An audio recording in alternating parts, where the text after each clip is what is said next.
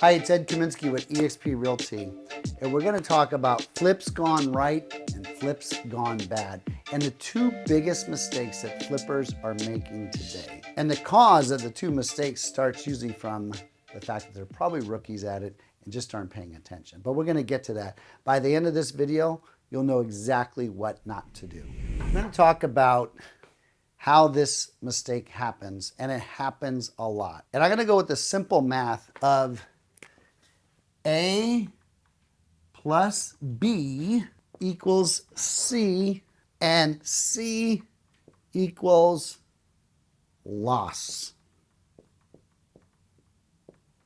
This is the mistake most flippers are making. Winning flippers are A plus B equals C, and their C equals a plus. Now, why does this happen so often? Mistake number one: when do you decide how much the home is going to sell for when it's done? We're going to call this flipper one and flipper two. The decision for flipper one on how much they're going to sell their home for comes after they figure out what A and B is, then they pick their price. A being what they purchased the home for, and B, all the expenses that are related after they purchase their home. So they purchase their home for $1 million, they spend $300,000, I want to make a couple $100,000, I'm going to ask $1.5 million. Flipper two, we'll take that back. Before they buy the property, they decide what the home will sell for. They analyze the market, they look at it and say, I think the market's going to sell for $1.3 million. So what do I have to pay for A, knowing my cost of B? How much is it going to cost to fix up the home? Add it to what I should pay for the property. Is there a profit in there? Then I'm going to make some money. Every buyer that makes a mistake thinks they can buy a home that's a fixer-upper, that it must be a good deal. And if I just spend and put in really nice things in the home, it makes the home worth that much more and more. This philosophy, this strategy does not work.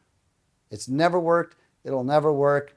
You must avoid this at all costs. I'm going to take you through a very distinct example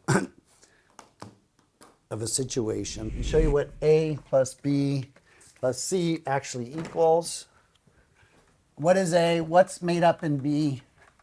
Where does C come from? But first of all, number one is your purchase price. Okay, so we're going to talk flipper number one. This is mistake guy. They pay $1 million for the property. And they say every new home, every flip home has amazing kitchens. I've seen all the TV shows. I'm going to spend $40,000 on my kitchen because that's the most important thing in a house. Number two, whew, the inside's a mess.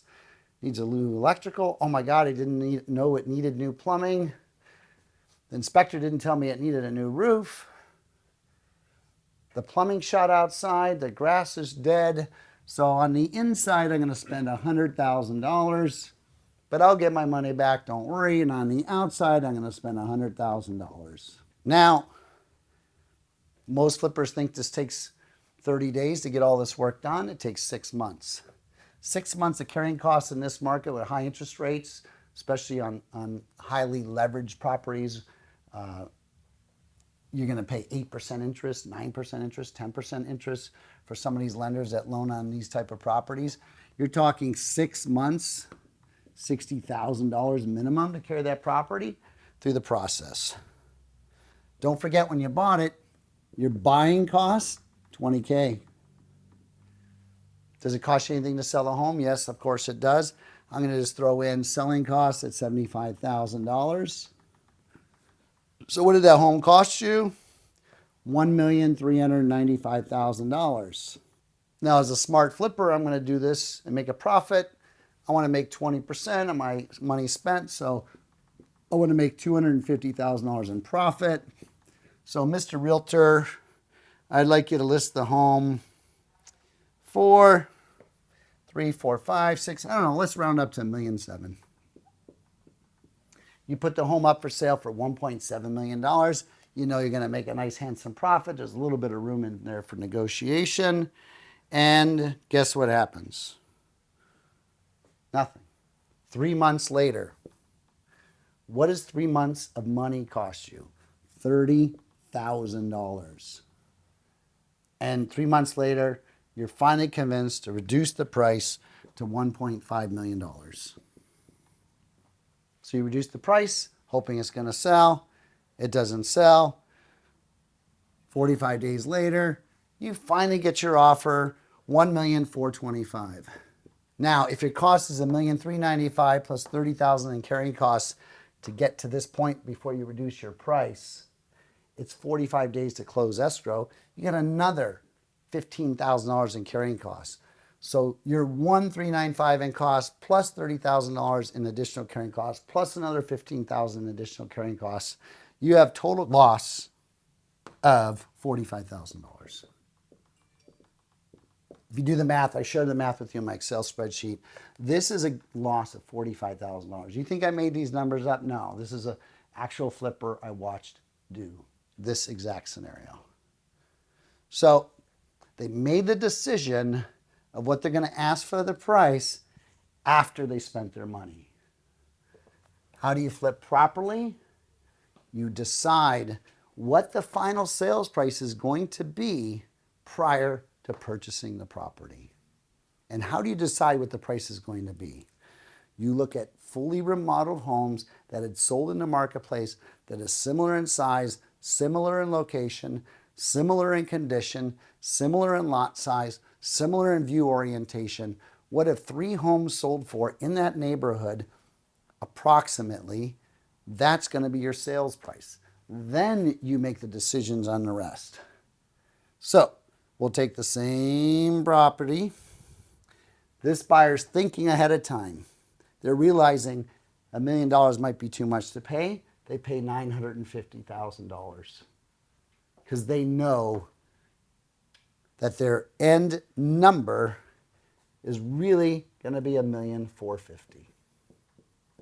So if you know your end number is $1,450,000 and you pay $950,000, you understand the budget you can spend.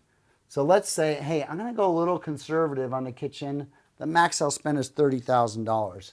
And I can't go crazy on the interior, so let's spend $50,000. And I'm not going to go crazy on the exterior, so I'm going to spend $50,000. They're thinking differently. They're spending differently. Your purchase costs and closing costs aren't going to be much different. Maybe $19,000 for buying costs, $75,000 for selling costs. That doesn't change much.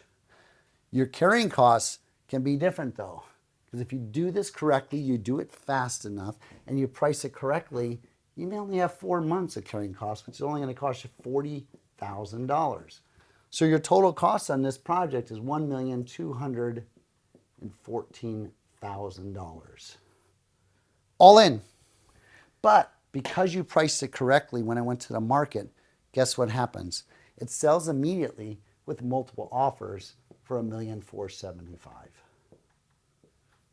bringing to a net profit of $261,000 for the exact same house, exact same marketplace, making decisions differently in the right time frame. So going from a $40,000 loss to a $261,000 gain on $1 million investment. So would you rather make 26% or lose 40% or 4.5%, whatever that percentage is? This is the difference between an experienced flipper versus an inexperienced flipper. The takeaway lesson is make decisions at the right time. Decide what the home is going to sell for before you make that offer. Thanks for watching.